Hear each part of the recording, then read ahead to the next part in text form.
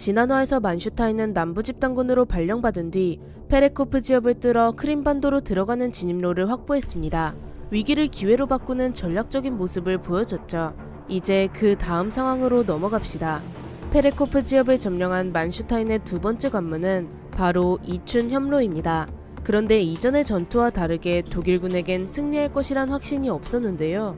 독일군은 아직 소련군을 상대로 수적 우세를 점하지 못했고 제공권조차 장악하지 못한 상태였기 때문입니다.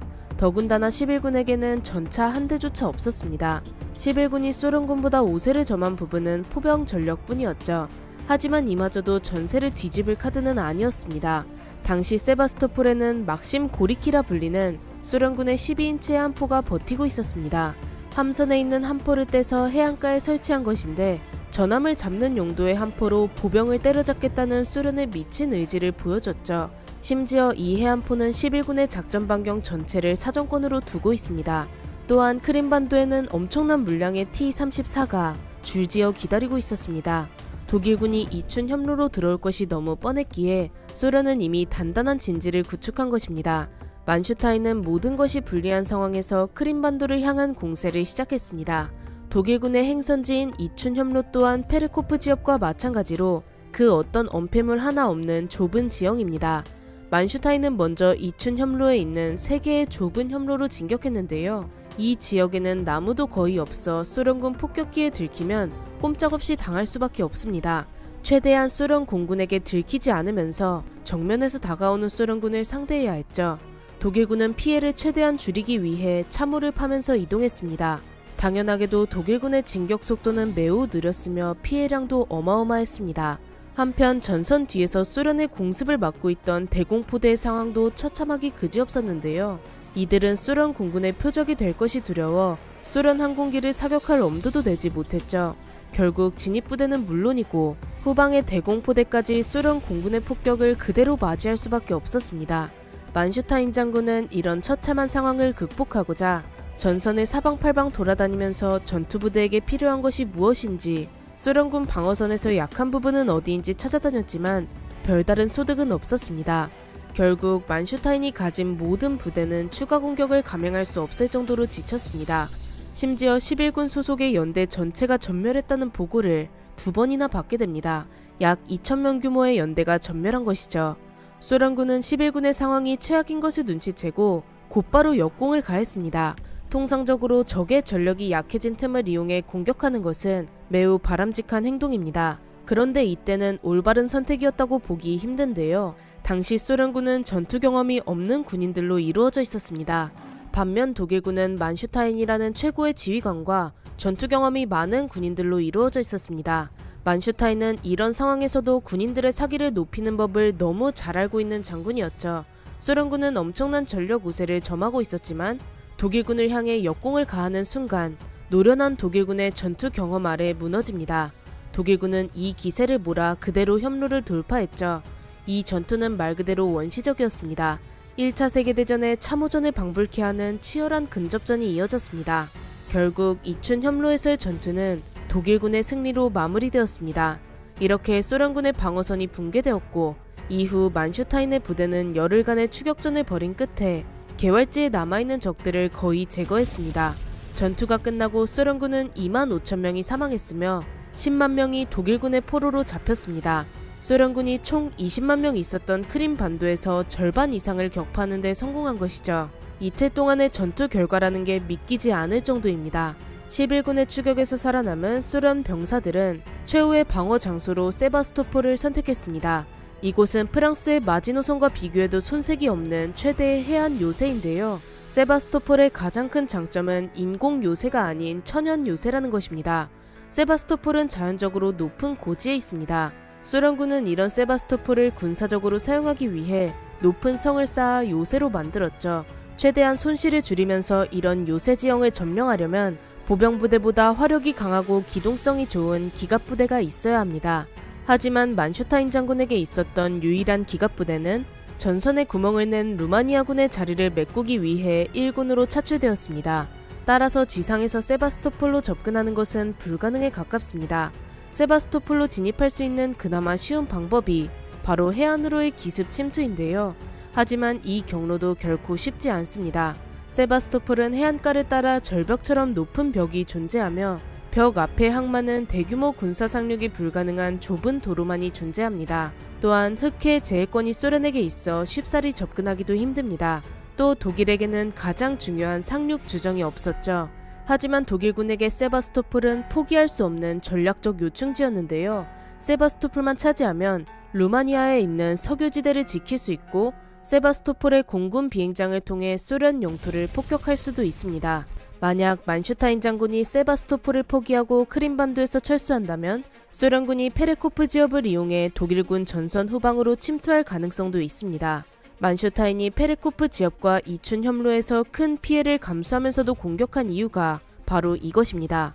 세바스토폴 점령이라는 막중한 임무를 부여받은 만슈타인 장군은 이춘 협로에서 입은 피해를 복구할 시간이 필요했습니다. 적어도 한 달 정도는 재정비할 시간이 필요했죠. 그런데 이때 엄청난 적이 등장합니다. 바로 소련의 동장군인데요.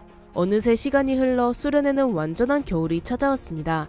소련의 동장군은 엄청난 위세를 떨치면서 독일군에게 매서운 공격을 가하기 시작합니다. 11군의 보급을 위해 오려던 기차 5대 중 4대가 추위로 인해 가동이 중지되는 사태가 벌어지죠. 보급이 늦어지면서 만슈타인의 공격 시기가 한 달이나 늦춰집니다. 이렇게 시간을 번 소련군은 세바스토폴에서 충분한 재정비를 거치고 독일군을 맞이할 준비를 마쳤습니다. 한편 독일군의 발목을 잡는 것이 또 하나 있었는데요. 아까 언급했듯이 로스토프 점령 당시 루마니아군이 소련군을 막지 못했습니다. 이때 전력 보충을 위해 보낸 병력이 세바스토폴 공세에 꼭 필요한 인원이었기 때문에 만슈타인에게 걸림돌이 되었죠. 만슈타인은 일단 공격 계획을 세워봅니다. 마땅한 상륙정이 없는 11군은 세바스토폴 북쪽을 주공으로 선택해서 최대한 많은 포격으로 요새를 뚫어보는 수밖에 없었습니다. 시간이 흘러 재정비를 마친 만슈타인 장군은 세바스토폴 북쪽으로 진격했습니다. 만슈타인의 최우선 목표는 남쪽까지 진격해서 해안가의 고지대를 점령하는 것입니다. 독일군은 북쪽에서 기습적으로 내려가면서 카차와 벨벡 사이 소련군 방어선을 뚫는 데 성공합니다. 운 좋게 벨벡 계곡의 남쪽 고지대까지 점령하죠. 그런데 좌측에서 공격을 시작한 독일 부대는 산악지형에서 애를 먹는데요. 상대적으로 저지대에 있는 독일군은 진격에 불리할 수밖에 없었죠. 이들은 산악지형에서 이렇다 할 진격을 하지 못하며 계속해서 전력 손실을 입게 됩니다. 결국 크리스마스까지 시간을 질질 끌다가 겨우겨우 스탈린 요새에 도착합니다. 만슈타인은 원래 크리스마스에 세베르나야 만까지 진출하는 것이 목표였는데 계획이 조금씩 엇나가기 시작하죠. 그런데 크리스마스 무렵 소련군이 페오도시아와 케르치 반도에 상륙했다는 정보를 입수하는데요. 이것은 만슈타인의 부대를 포위하겠다는 말과 같습니다. 만약 만슈타인이 후방에 상륙한 소련군을 무시하고 세바스토폴로 계속 공격하면 후방에 상륙한 소련군이 독일을 압박할 것이 뻔했죠. 만슈타인은 소련군을 견제하기 위해 안 그래도 부족한 병력을 더 차출해야만 했습니다. 이미 세바스토폴로 진격하고 있는 부대를 적의 상륙 지점으로 투입하면서 더 이상 세바스토폴로 진격하는 것이 힘들어집니다. 결국 발걸음이 묶인 만슈타인은 대규모 소련군이 상륙한 것을 윗선에 보고하는데요. 남부집단군 사령관 룬트슈테트는 벨벡으로 부대를 후퇴해 전선을 안정화하라고 지시하죠. 이렇게 만슈타인 장군의 1차 세바스토폴 공격은 실패했습니다. 만슈타인의 보병 부대는 크림반도로 진입하면서 엄청난 피해를 감수했습니다. 이춘 협로에서 초반에 2개의 연대가 전멸했으며 바로 며칠 뒤에 소련군이 들이닥쳐 참혹한 전투를 치를 수밖에 없었습니다. 가장 최전선에서 이런 원시적인 전투를 경험한 만슈타인 장군은 자신이 잃은 부하들에 대한 책임을 느끼고 크림반도를 한 번에 평정하지 못한 것에 좌절감을 느꼈습니다. 그런데 히틀러는 만슈타인에게 좌절할 시간도 주지 않고 빨리 크림반도를 빼앗으라며 재촉합니다. 이제 더 이상의 실패는 없어야만 했습니다. 만슈타인은 차분히 2차 공격을 준비하죠. 한편 스탈린은 크림반도를 탈환할 계획을 세우고 있었는데요. 강력한 요새인 세바스토폴과 후방에 상륙한 부대를 중심으로 만슈타인의 11군을 크림반도에서 몰아내려고 계획합니다. 이렇게 폭풍 전야의 시간이 흐르고 있습니다. 과연 독일군은 무슨 전략으로 세바스토폴을 공략할까요? 소련군은 이들을 크림반도에서 몰아낼 수 있을까요? 이전 회차에서 본격적인 세바스토폴 점령을 위해 이춘 협로를 뚫는 데 성공했습니다. 그 다음 세바스토폴 북쪽으로 진격하는데 예기치 못하게 소련군이 후방으로 상륙하면서 독일군은 후퇴하게 됩니다. 만슈타인은 2차 공격을 준비하고 있고 소련군은 크림반도 탈환을 계획하고 있습니다. 이 상황을 자세하게 들여다봅시다. 케르치반도에 소련군이 상륙한 것을 보고받은 만슈타인은 가장 먼저 소련군의 목표를 파악해야 했습니다. 만슈타인 장군은 두 가지 이유로 소련군이 케르치반도에 상륙했으리라 예측했는데요. 첫 번째는 세바스토폴 점령을 진행 중인 11군의 이목을 다른 곳으로 돌리려는 일종의 기만 작전이라는 것입니다. 두 번째는 상륙한 소련군이 크림반도 입구를 공격하면서 11군을 포위 섬멸하려는 것입니다. 이 둘 중 어느 쪽인지 알아내는 것은 매우 중요했죠. 기만 작전을 위해 상륙한 것이라면 케르치반도의 소련군을 최소한의 병력으로 견제하고 나머지 병력은 그대로 세바스토폴로 진격하는 것이 옳은 선택입니다. 하지만 소련군이 11군을 공격하려고 상륙한 것이라면 만슈타인은 즉각 세바스토폴 공격을 중단하고 후방으로 병력을 이동해 견고한 방어선을 만들어야 합니다. 만슈타인의 선택에 따라 작전이 천차만별로 달라질 상황이었죠. 이런 만슈타인의 고민은 소련의 라디오 방송을 통해 해결되는데요. 소련 군부는 라디오 방송으로 소련군의 성공적인 상륙을 알리며 크림반도에 있는 11군을 지도에서 없애야 끝나는 전투라고 말합니다. 이를 통해 만슈타인은 소련군의 상륙 목적을 파악할 수 있었죠. 또한 케르치 반도에 상륙한 소련군의 규모를 보고 보도의 내용이 진실임을 확신했습니다. 12월 26일에는 케르치 해협을 통과한 소련군 2개 사단이 상륙했으며 연이어 소규모 부대들이 상륙하기 시작했습니다. 케르치에 배치된 42군단 사령관 슈폰넥 장군에게 영 좋은 소식은 아니었죠. 42군단은 고작 1개 사단으로만 구성되어 있기 때문에 수적 열세를 극복하려면 도로폭이 좁은 지역에서 상대하는 것이 유리합니다. 슈폰넥 장군이 소련군을 상대하기로 한 장소는 파르파치 지역으로 케르치반도에 비하면 도로폭이 매우 협소한 지역입니다. 이 작전이 최선이라고 생각한 슈폰넥 장군은 즉각 자신의 상관 만슈타인에게 파르파치까지 후퇴하겠다고 전합니다. 하지만 만슈타인은 슈폰넥 장군과 생각이 달랐는데요. 42군단이 파르파치로 후퇴하면 긴 전선이 2개나 생겨버립니다. 이는 11군의 병력 분산을 유발하는 위험한 상황이기에 양면 전선은 꼭 피해야만 했죠. 상륙한 소련군이 재정비를 완료하기 전에 바다로 밀어내야만 최대한 병력 분산을 줄일 수 있습니다. 만슈타인은 이런 이유로 후퇴 요청을 거부합니다. 대신 슈폰넥 장군이 좀 더 수월하게 소련군을 막아낼 수 있도록 심페로폴에 있었던 루마니아 4산악여단과 크림반도 동쪽에 있었던 루마니아 8기병여단을 페오도시아로 배치해줍니다. 결국 슈폰넥 장군은 만슈타인의 명령을 따르게 되죠. 이후 슈폰넥은 케르치 반도에 상륙한 소련군을 공격해 최소한의 병력 분산으로 소련군의 발을 묶어두는 데 성공합니다. 이런 성공적인 공격을 마치고 슈폰넥은 슬그머니 후퇴 요청을 다시 올렸지만 만슈타인은 매몰차게 거절합니다. 그런데 여기서 소련군의 추가 병력이 페오도시아로 상륙하는데요. 규모가 무려 6개 사단에 달했습니다. 케르치반도에서 소련군을 맡고 있는 슈폰넥 장군의 부대가 후방이 차단될 위험에 처한 것이죠. 슈폰넥 장군은 지휘관으로서 자율적으로 결정을 내릴 것인지 아니면 고위 지휘관의 명령에 복종해야 하는지 딜레마에 부딪히게 됩니다.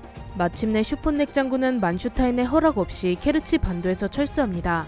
만슈타인은 이 사실을 듣고 후퇴를 즉각 중단하고 원위치를 고수하라고 명령했지만 슈폰넥 장군은 끝까지 명령을 따르지 않습니다. 페오도시아 서쪽에 있는 스타리 크림까지 후퇴하죠.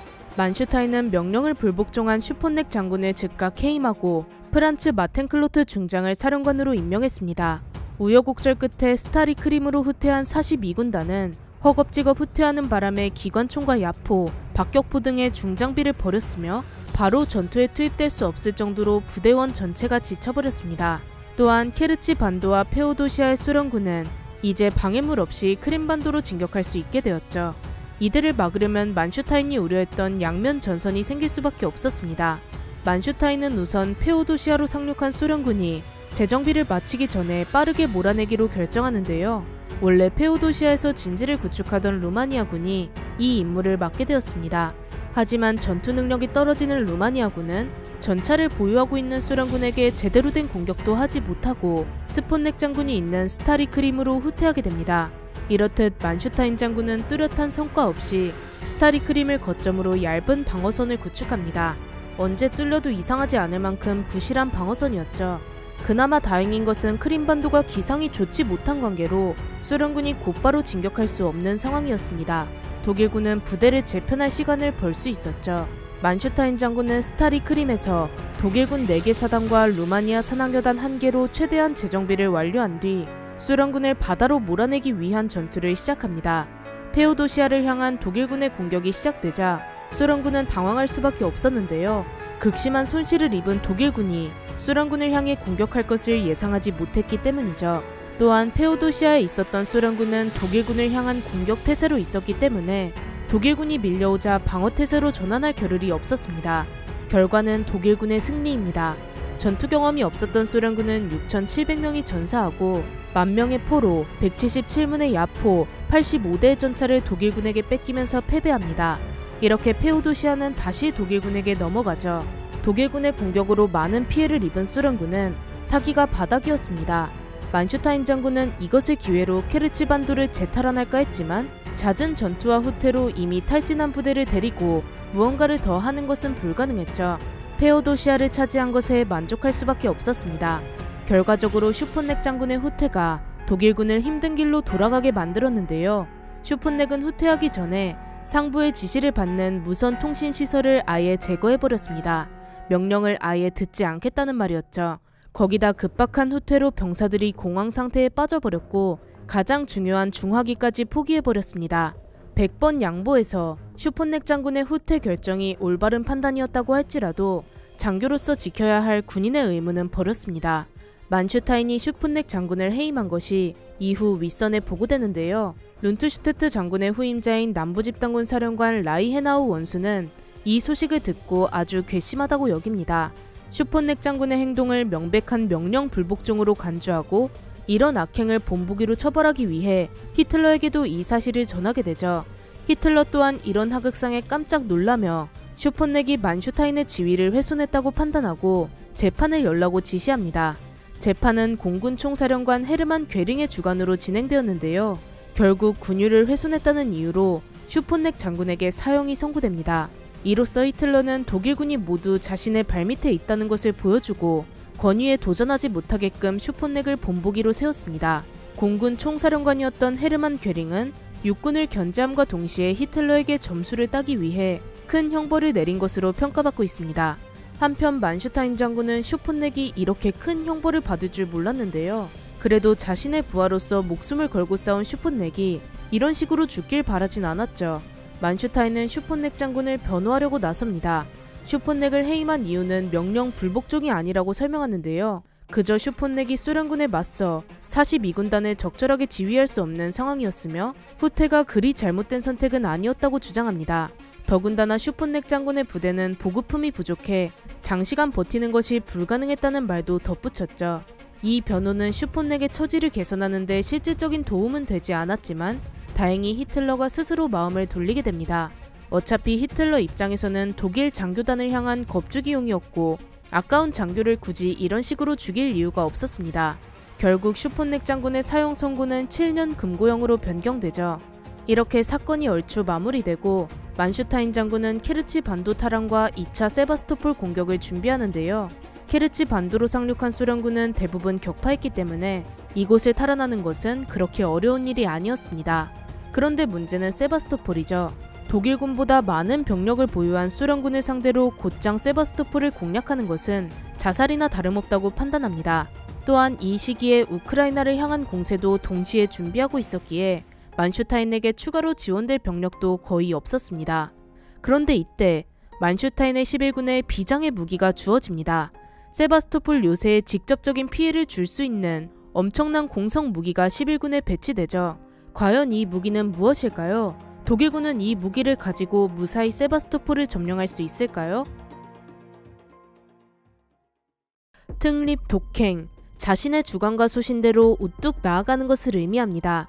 이 단어와 가장 어울리는 사람은 독일의 장군 만슈타인인데요. 그 정점을 찍은 것이 이번 세바스토폴 공세입니다. 이전 회차에서 소련군의 반격이 있었음에도 만슈타인은 빼어난 통솔력으로 전선을 안정시키고 페오도시아에 상륙한 소련군을 몰아냈습니다. 이제 케르치 반도를 재탈환하고 본래 목적인 세바스토폴로 진격할 차례입니다. 그 자세한 상황으로 들어가 봅시다. 히틀러는 만슈타인의 소환에 케르치 반도를 점령한 즉시 11군 전 병력을 세바스토폴로 투입하라고 지시합니다. 여기서 만슈타인이 꼭 짚고 넘어가야 할 부분이 있는데요. 만슈타인 장군이 크림반도에 손을 댔을 때부터 지금까지 소련군은 계속해서 후방의 상륙을 시도했습니다. 그렇기에 전선 후방까지 확실하게 병력을 투입하지 않으면 슈폰넥 장군의 후퇴와 같이 계획을 망쳐버릴 수도 있죠. 따라서 케르치 반도를 완벽하게 사수한 뒤에 세바스토폴로 진입하는 것이 안전합니다. 만슈타인은 한 개의 군단과 한 개의 사단을 제외하고 남은 11군 병력 전부를 케르치 반도에 투입하기로 결정합니다. 이 탈환 작전을 느시 작전이라 칭했죠. 케르치 반도 탈환에 성공하면 루마니아 군대를 해안가에 배치해 소련군의 상륙을 방지하고 세바스토폴로 진입하려는 계획입니다. 이번 세바스토폴 점령은 1차 공세와 달리 독일군이 만반의 준비를 했는데요. 저번처럼 소련군이 갑자기 상륙해서 후방을 내주는 일이 없도록 해안가도 충분히 견제할 생각이며 소련군의 엄청난 기갑 전력을 억제할 독일 공군과 포병도 대기하고 있습니다. 이뿐만이 아니라 요새 공략에 가장 큰 도움이 되는 비장의 무기도 등장하죠. 바로 306 포병부대에 새롭게 배치된 칼 자주박격포와 구스타프 열차포입니다. 이는 3대1이라는 병력 열세를 충분히 보완할 수 있는 든든한 전력이죠. 만슈타인 장군은 공격을 개시하기 전에 병사들에게 신신당부하는데요. 독일군이 수적으로 밀리는 상황이니 절대 전선 길이를 느리지 말고 최대한 빠르게 포위망을 만들라고 말합니다. 그런데 만슈타인의 걱정이 무색해지게 소련의 사령관 이반 페트로프는 엄청난 실수를 범하는데요. 전투력이 약한 루마니아군이 배치된 북쪽에 소련군 병력을 3분의 2나 배치합니다. 물론 약한 쪽을 공략해서 전선을 붕괴하는 것은 아주 바람직한 전략이지만 문제는 독일군에게도 이 사실을 들켰다는 것이죠. 만슈타인은 이를 이용해 양동작전을 준비합니다.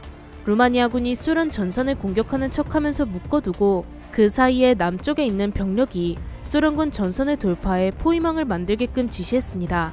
그렇게 독일은 공군 최고 에이스인 리흐트호펜의 지원을 받으며 작전을 시작합니다. 이반 페트로프는 루마니아군이 먼저 공격을 시도하자 굉장히 당황하는데요. 허겁지겁 공격에 대응하느라 독일군의 계획대로 발이 묶여버립니다. 이제 주공을 맡은 남쪽의 병력이 소련군을 섬멸하면 되는데 이 과정이 그리 순탄치가 않았습니다. 22기갑사단은 지느끼리 앞을 막았으며 42군단은 소련군 10개 사단과 교전하며 난관을 겪었죠. 하지만 다행인 점은 이 시점에서 공군이 활약해 제공권을 차지했고 후방에서는 포병 부대가 맹렬하게 지원했습니다. 계속된 독일군의 공격으로 결국 소련군 방어선에 구멍이 생깁니다. 이런 상황에서도 루마니아군에게 묶여있는 소련군은 남쪽으로 투입되지 않았는데요. 여기서 느시 작전의 성공이 결정되었습니다.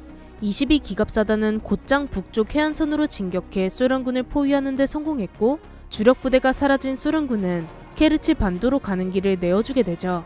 독일군은 느시 작전 발동 8일 만에 케르치 반도를 탈환하고 승리를 쟁취합니다. 느시 작전에서 소련군 16만 9,198명이 포로로 잡히고 1,133문의 야포와 258대의 전차, 3,000대의 차량을 독일군에게 빼앗깁니다. 그에 반해 독일군 전사자는 7,588명으로 소련군에 비해 훨씬 적은 피해를 입었죠.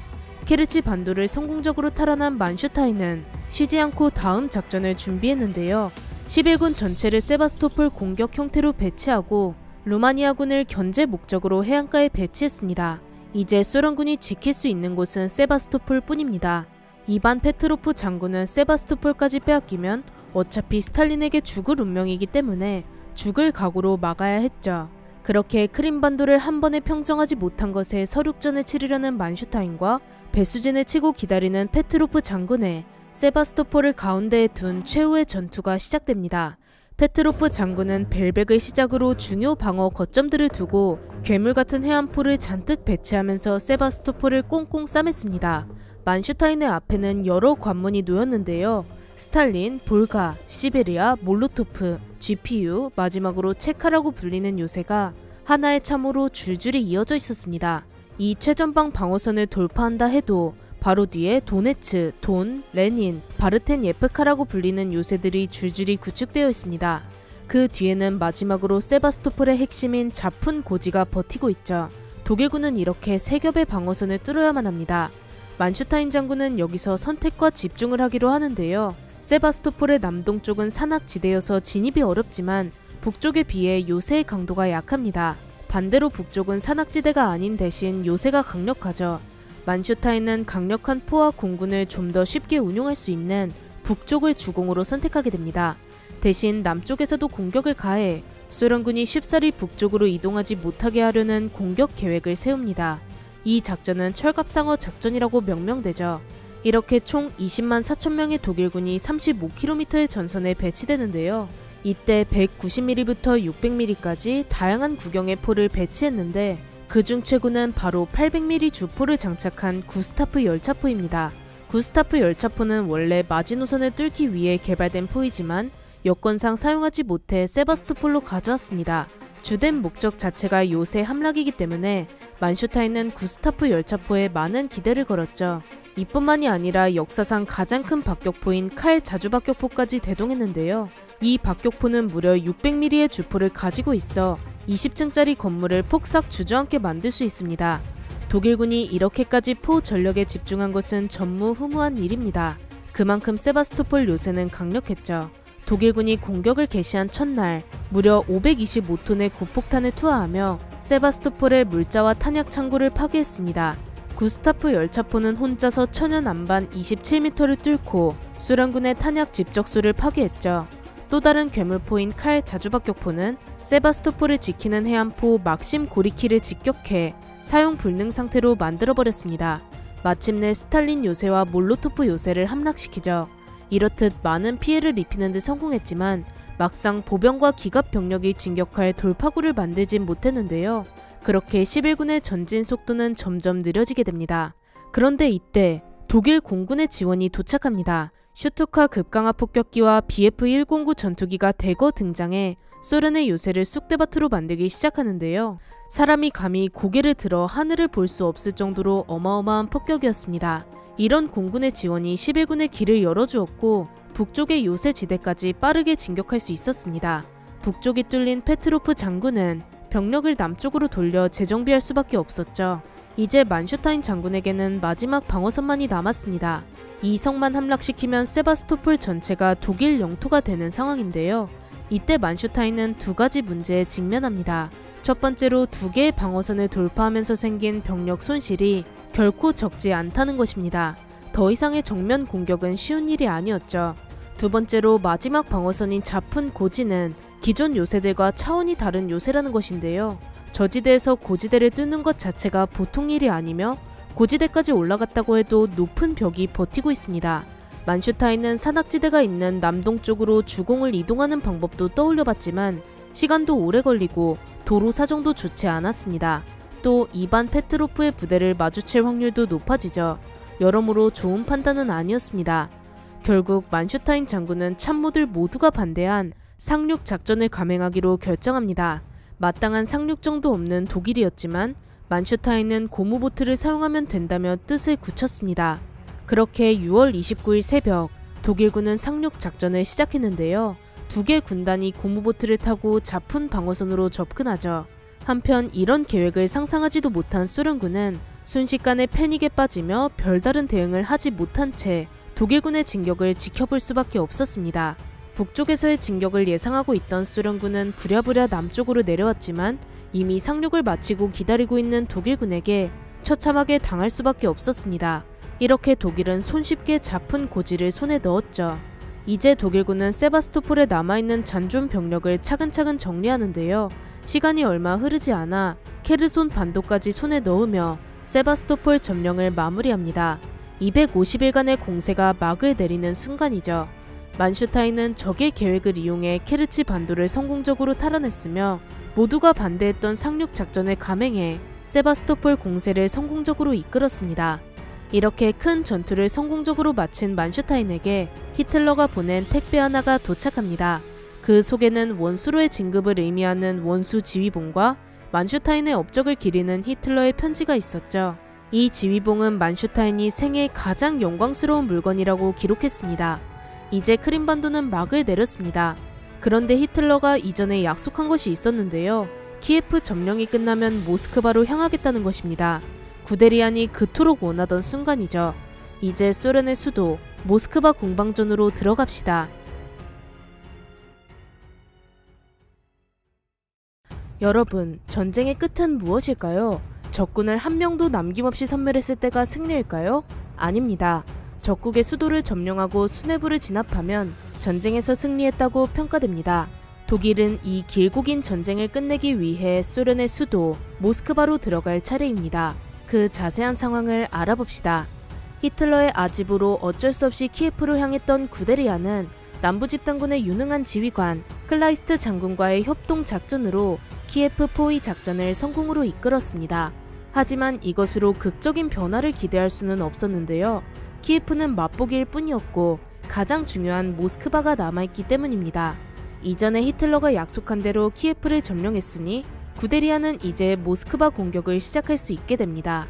소련의 심장이라고 볼 수 있는 모스크바로 들어가려면 바르바로사 작전보다 더욱 효과적인 전술과 더욱 강력한 부대가 필요했습니다. 구데리아는 부대를 재편성했는데 이로써 중부집단군의 2기갑집단에는 42기갑군단과 48기갑군단, 34군단, 35군단이 배치되었습니다. 또 3호전차와 4호전차 100대를 추가로 보급받으면서 기갑 전력을 한층 더 높였죠. 그리고 전략을 새롭게 짜기 시작하는데요. 구데리아는 모스크바를 공격할 때 이전에 생각했던 경로인 스몰렌스크를 통하는 것이 아니라 오렐과 브얀스크, 툴라를 먼저 점령하고 이곳을 통해 모스크바로 들어가기로 마음먹었습니다. 그런데 막상 구데리안의 부대가 전력이 높아지긴 했는데 시기적으로 상황이 좋지 않았습니다. 우선 소련의 혹독한 겨울이 가장 문제였는데요. 독일의 기갑 전력은 시베리아의 추위를 견딜 만큼 내구성이 뛰어나진 않았습니다. 전차 연료관이 얼어버리는 일이 허다했죠. 제 아무리 구데리안이 유능한 장군이라고 해도 전차가 멈춰버리면 별다른 수가 없었습니다. 또한 소련 공군은 구데리안 장군을 막기 위해 독일군이 있는 곳이라면 아주 가차없이 폭격을 진행했는데요. 설령 구데리안 장군이 있는 곳이 독일에게 제공권을 빼앗긴 곳이라고 해도 큰 손실을 감내하면서 그냥 밀고 들어왔죠. 그 결과 독일군이 모스크바로 가는 도로 상태는 최악이었습니다. 이렇듯 독일군이 처한 상황은 아주 암담했지만 더 이상 모스크바 공격을 미룰 수는 없었는데요. 1941년 9월 28일 구데리안 장군은 롬니에 집결해 있는 이 기갑집단을 오렐 방면으로 보내 소련군을 공격했습니다. 하지만 이 기갑집단의 공격은 영 시원치 않았습니다. 역시나 추위가 기갑전력의 발목을 잡았죠. 결국 구데리안 장군은 휘하 부대의 공격을 중단시키고 재정비를 하게끔 지시합니다. 그나마 다행인 것은 소련군이 아직 독일군의 경로를 제대로 파악하지 못했기에 재정비만 마치면 다시 계획대로 진행할 수 있었습니다. 그렇게 이틀간의 재정비를 거친 뒤 구데리아는 다시 한번 오렐로 진격했는데요. 이번엔 기존과 약간 다른 방식으로 병력을 전개했습니다. 우선 선봉에 전차를 배치하고 후방에 보병을 배치하는 방식은 동일합니다. 기존에는 이 보병 부대를 일직선으로 배치해 보병은 전차를 보조하기만 하고 대신 진격 속도에 최대한 집중했습니다. 그런데 이번에는 후방의 보병들을 사다리꼴의 형태로 배치했습니다. 전차를 보조하는 것뿐만 아니라 보병도 전투에 참여시켜 화력을 높이기로 한 것이죠. 이런 구데리안의 전술은 제대로 먹혔는데요. 전차는 최대한 빨리 진격해 보병부대가 진격할 수 있도록 돌파구를 만들었고 진격 면적이 넓어진 보병부대는 적을 효과적으로 포위 섬멸할 수 있었습니다. 결국 소련군을 향해 일격을 가하는 것에 성공했죠. 이렇게 순조롭게 공격이 진행되는 듯 했으나 이제 소련군이 기습적으로 반격을 시작하는데요.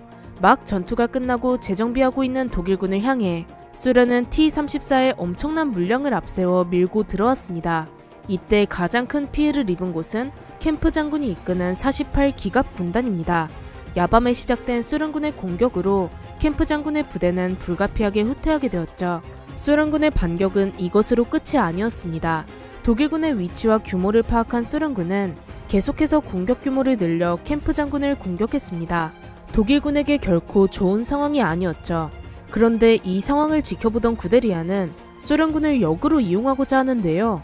소련군이 완전히 캠프 장군의 부대에 관심이 쏠렸으니 캠프 장군의 48기갑 군단으로 소련군의 발을 묶어두고 소련군 방어선을 뚫을 기회를 엿보고자 한 것이죠. 그렇게 캠프 장군이 소련군을 막고 있는 동안 24기갑 군단은 셉스크로 진격하는 데 성공했습니다. 또 구데리아는 여기서 멈추지 않고 후퇴하는 소련군을 추격해 소련군 진영으로 더욱 깊숙이 들어갔죠. 마침내 구데리아는 이 기갑 집단 전부를 투입해 드미트롭스를 거쳐 가냘츠, 미르고르도까지 들어갑니다. 한편 모스크바 방어를 맡은 주코프 장군은 발에 불이 떨어진 상황이었는데요. 그는 애초에 독일군과의 전투에서 이길 가망이 없다고 생각했습니다. 그나마 시도해볼 수 있는 것은 독일군이 모스크바에 도착하기 전까지 최대한 괴롭혀 힘을 빼놓는 것이죠. 하지만 그마저도 거침없는 독일군의 진격에 실패합니다. 그렇게 1941년 10월 2일 독일군은 크로미까지 점령하면서 오렐로 향하는 포장된 도로를 얻게 됩니다. 마침 날씨도 풀리면서 이때부터 공중 지원을 재개하죠.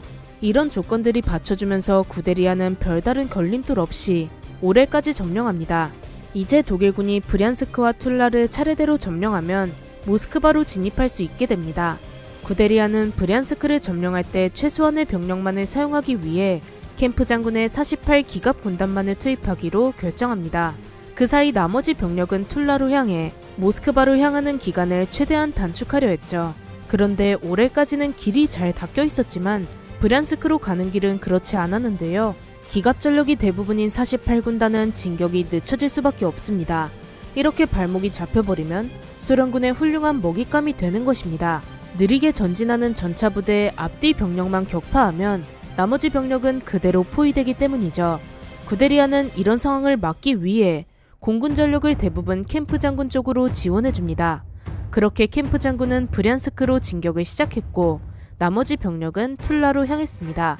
소련의 주코프는 툴라로 향하는 독일군을 공격하기로 결정했는데요. 하지만 이런 주코프의 결정은 본인의 의지가 아니었습니다. 바로 스탈린의 독단적인 지시였죠. 주코프는 이 결정이 결코 옳다고 생각하지 않았습니다. 수많은 전투 경험으로 미루어 보았을 때 적의 전투력이 강한 상황에서는 공격이 아니라 방어에 집중해야 합니다. 그러면서 반격할 타이밍을 노리는 것이 정석이죠. 그런데 스탈린은 실전 경험이 거의 없고 그가 겪은 전투들은 대부분 혁명을 위한 비정규전입니다. 즉 스탈린은 적의 전투력을 측정하는 방법을 모르고 있습니다. 어느 정도 약한 적에게는 이런 전술이 먹힐지 모르지만 상대는 독일의 네로라하는 장군 구데리안입니다. 그의 지휘를 받는 군인들도 수많은 전투 경험을 가지고 있죠. 이런 상황일지라도 주코프는 스탈린의 지시를 따를 수밖에 없었습니다. 그렇게 내키지 않는 반격을 시작했는데요. 고된 훈련과 잦은 전투로 단련된 독일군 정예군과 제1차 세계대전 수준의 전투 능력을 가진 소련군, 여러분이라면 누가 이길 것 같나요? 결과는 뻔하죠. 아무리 소련군이 수적 우위로 밀어붙여도 독일군의 방어선을 뚫는 것은 불가능에 가까웠습니다. 구데리아는 소련군의 공격을 손쉽게 막아내고 재빨리 병력을 방어태세에서 공격태세로 전환했는데요. 공격 실패로 큰 타격을 입은 소련군을 이참에 확실히 정리하려는 것입니다. 구데리아는 재빨리 전차 시동을 걸라고 지시하며 툴라로의 진격을 명령합니다. 당연히 재정비 시간도 충분하지 못했던 소련군은 마땅한 방어태세를 갖추지 못한 채 독일군의 공격을 맞이할 수밖에 없었습니다. 거기다가 잦은 패배로 의욕이 떨어진 소련군은 독일군을 향한 저항 정신 또한 미비했죠. 매서운 기세로 진격하는 독일 기갑 전력이 소련의 보병들을 앞선 순간 이 전투의 승패는 결정되었습니다. 소련군의 후퇴로는 사라져버렸고 결국 모스크바로 향하는 길목인 툴라를 독일군에게 넘겨줄 수밖에 없었습니다. 이렇게 주코프의 군대가 툴라로 향하는 병력에 전부 관심을 쏟다가 역으로 당해버렸기 때문에 브리안스크로 향한 48 기갑 군단은 별다른 피해 없이 목적지에 도착했습니다. 독일은 공격을 개시한 지 한 달도 안 된 1941년 10월 30일 오렐과 브리안스크, 툴라를 전부 점령하죠. 그렇게 모스크바로 들어가는 길목을 열었습니다. 시기는 이제 11월입니다. 소련의 날씨는 점점 추워지고 있고 최종 행선지인 모스크바는 오렐보다 북쪽에 있기에 체감 온도는 차원이 다릅니다. 구데리아는 이제 진짜로 공격만이 아니라 전차의 고장도 유념하면서 전투를 치러야 하죠. 한편 오렐까지 독일군에게 내준 주코프는 이 상황이 너무 허망했습니다.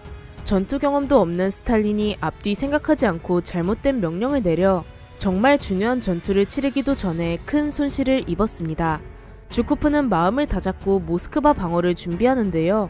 그래도 아직 수적인 측면에서는 소련이 우위를 점하고 있는 상태입니다. 지금까지는 많은 병력을 무의미하게 소모했지만 이제라도 전략을 제대로 세우면 충분히 독일군을 대적하고도 남죠. 과연 독일군은 어떤 전략으로 모스크바를 돌파할까요? 스탈린은 이제라도 정신 차리고 소련의 수도인 모스크바를 지켜낼 수 있을까요? 낙동강 오리알 신세라는 말이 있습니다. 6.25 전쟁 당시 국군이 낙동강 방어선에서 배수진을 치고 필사적으로 북한군을 막아낸 것에서 나온 말이죠. 이런 비슷한 사건이 제2차 세계대전에서도 있었는데요. 바로 독일군이 소련의 수도인 모스크바를 공격할 때 소련의 상황이 낙동강 오리알 신세라는 말과 어울립니다. 이때 소련군 상황으로 들어가 봅시다.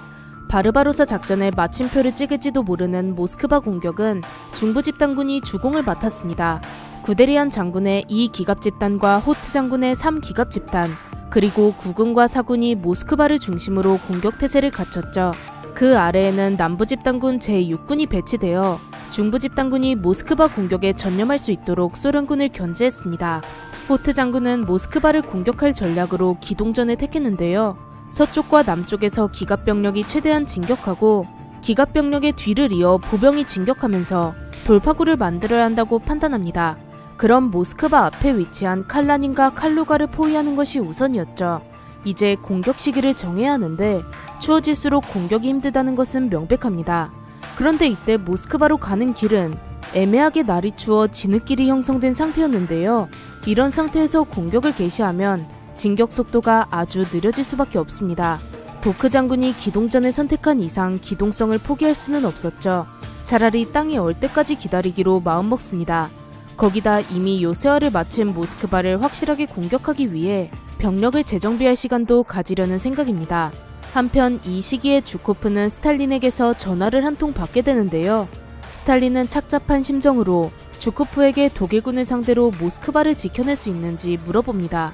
주코프는 당연히 아니라고 대답하고 싶었지만 스탈린을 안심시키기 위해 막을 수 있다고 대답합니다. 모스크바 방어를 위해 주어진 병력은 고작 24만 명으로 독일군을 막기에 턱없이 부족한 상황이었습니다. 암담한 분위기가 흐르는 모스크바에서는 시민들의 사기를 올리기 위해 대규모로 징집된 소련군이 붉은 광장을 행진했습니다. 아직 소련군이 건재하다는 것을 보여주며 시민들 마음에 불을 피웠죠. 시민들도 광장으로 나와 독일에 맞서 싸울 것을 다짐했습니다. 이때 파르티잔이라 불리는 단체도 생겨나기 시작했는데요. 이들은 독일에 맞서기 위해 자발적으로 모인 비정규군입니다. 우리에겐 빨치산이라는 이름으로 익숙하게 알려져 있죠. 스탈린은 지금까지 소련을 지켜온 영웅들의 이름을 부르면서 소련의 영토는 그 누구에게도 넘겨줄 수 없다고 소리쳤습니다. 그렇게 3주가 흘러 1941년 10월 3일 중부집단군은 모스크바 공격을 개시했습니다. 가장 먼저 3기갑집단은 클린시로 향했고 남쪽에서는 구데리안의 2기갑집단이 툴라로 향했습니다. 지난 회차에서 툴라를 점령하는 데 성공했지만 곧바로 소련군이 들이닥쳐 잠시 후퇴한 상황이었습니다. 따라서 구데리안은 다시 툴라를 점령해야 하는데 소련의 볼딘 장군이 앞길을 가로막게 됩니다. 볼딘 장군은 독일군에게 패배했던 것을 만회하기 위해 이전보다 더 깊은 참호를 파고 구데리안의 병력을 막아냈습니다. 이미 추운 날씨로 독일군의 전차 상태가 나빠져 있었기에 이전과 다르게 압도적인 전투력을 보여주진 못했는데요. 이대로 시간만 끌다가는 눈이 녹아버려 땅이 진흙탕이 될 상황이었죠. 이렇듯 구데리안은 툴라에서 애를 먹고 있었는데 클린시로 향한 나머지 병력도 별반 다르지 않은 상황이었습니다. 후방에서 교란작전을 펼치는 파르티잔이 계속해서 보급을 방해한 것이죠. 독일군의 보급 상태에 문제가 생기자 육군뿐만 아니라 공군도 작전 수행에 차질이 생겼는데요. 안 그래도 소련의 날씨 때문에 많은 제약이 있는 상황에서 보급까지 문제가 생기니 출격 횟수가 줄어들 수밖에 없었습니다. 요새화된 모스크바를 공격하기 위해서는 공군의 지원이 필수적인데 공군의 발이 묶여버리니 독일군은 미칠 노릇이었죠. 그렇게 보급은 끊기고 날씨는 춥고 피해량은 늘어나는 상태로 독일군은 진격을 멈추게 됩니다. 중부집단군 참모장 브레네케 장군은 육군 참모총장 할더에게 더 이상의 진격은 불가능하다고 말하기에 이르는데요. 하지만 할더 장군은 브레네케의 의견을 묵살하고 진격을 명령합니다. 이제 모스크바 공방전은 종말 단계로 접어들었습니다. 구데리안 장군은 툴라를 포기하고 북쪽으로 노선을 틀었습니다. 3기갑집단과 4기갑집단은 칼라닌으로 이동해 포위망을 만드는 데 성공하죠. 그렇게 모스크바까지 28km만을 남겨두게 됩니다. 그런데 이때 소련의 동장군이 진정한 모습을 드러냅니다. 소련의 매서운 겨울은 무려 독일군 10만 명이 동상에 걸리게 만들었고 이 중 2,000명은 아예 전투 불능 상태에 빠져버립니다. 예상치 못한 큰 전력 손실을 입은 독일군은 결국 11월 29일에 다시 진격을 멈추게 되죠. 중부집단군 사령관 보크 장군도 이제 모스크바 공격에 의문을 가지면서 육군 참모총장 할더에게 더 이상의 공격은 전력 낭비라고 말합니다. 그렇게 모스크바 공격에 투입된 부대는 보급 문제와 추위 때문에 움직일 기미가 보이지 않았습니다. 주코프는 이때 모스크바를 중심으로 여러 겹의 방어 진지를 구축해두고 독일군의 공격에 철저히 대비하고 있었는데요. 웬일인지 순조롭게 방어가 진행되는 듯 했지만 여기서 스탈린이 가만히 있을 리가 없죠.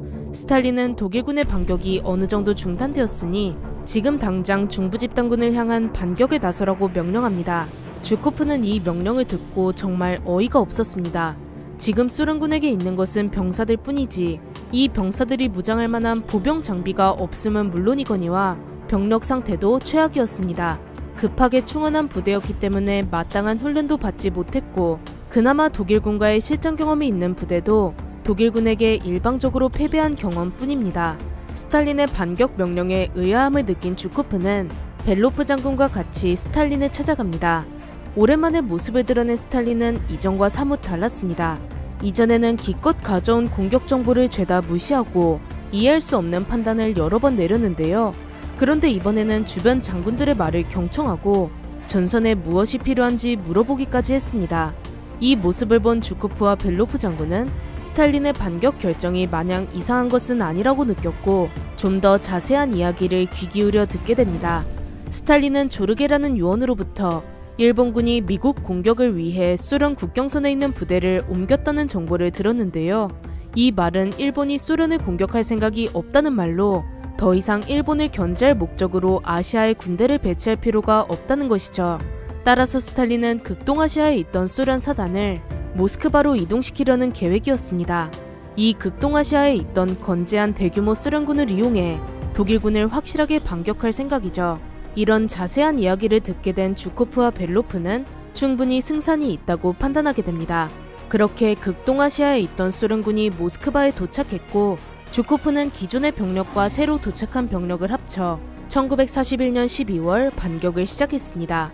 주코프 장군은 독일군이 방어태세로 전환하기 전에 그동안의 원한을 담아 곧바로 반격했습니다.